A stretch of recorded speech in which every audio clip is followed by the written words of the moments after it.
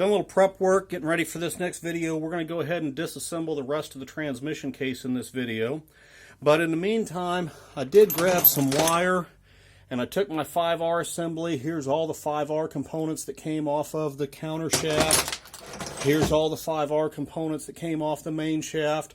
And so just by wiring those up, I've preserved the order and the orientation of those components. It may seem like a bit of a mess, but I'm getting ready to have a lot bigger mess in just a few minutes, so I wanted to make sure I had all those parts contained. And then I've also got me a Ziploc bag and the 5R shift fork and the miscellaneous hardware, the small bits for the 5R have been put into that bag. I've prepped a couple of pieces to be removed. This 5R shift lever needs to be removed just to be gotten out of the way. So I'd already prepped that, ready to remove. I'm going to start that bolt back into the case so I know exactly where that bolt came from. And then this fluid passage, I think we talked in lab before we broke up for the COVID break. This passage helps to feed lube to the input shaft. Take that off of there. Go ahead and start that bolt back. That frees us up so we've got no obstacles to get this removed. We've got a bearing retainer on the output shaft and another bearing retainer on the input shaft. I've gone ahead and I've removed all the bolts but one from each of those retainers. So let me get those last two bolts removed. So there it is out of the output shaft.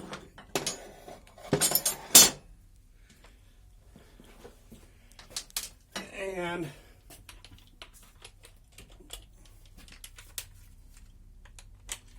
get the last bolt off of the input shaft retainer.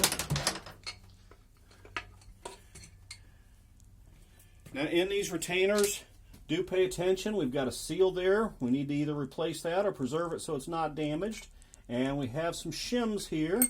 And these shims are what control the end play. So pay attention to the orientation of all of that. And then we've got to get the bearing races to knock out. That's just a little bit of wiggle and jiggle, get it to fall. But I've got that, there we go. I got that bearing race to fall out of the input shaft.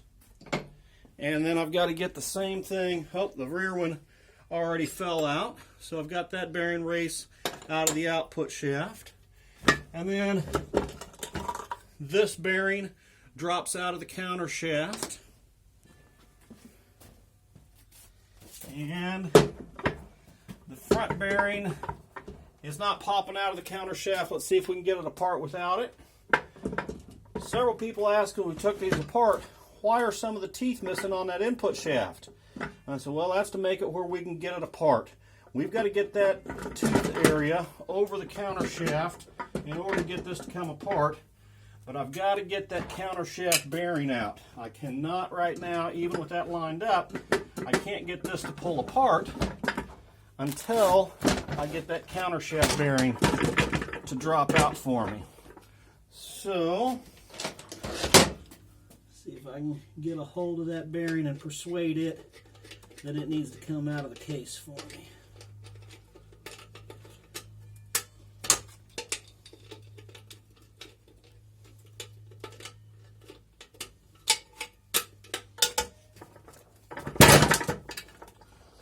Alright, I'm going to stop the video here for a second. What I'm fighting, I'll show you all, see if I can turn the transmission around so you can see. I've got that bearing right there, and I believe I need to get that bearing out to get this counter shaft to drop down and get the whole thing to come apart. There we did it. There we did it. I didn't have to stop the video. Although the bearing hadn't popped out, I got the counter shaft out of the bearing, and that's going to give me enough room now. Just back the way that I had it. That's going to give me enough room now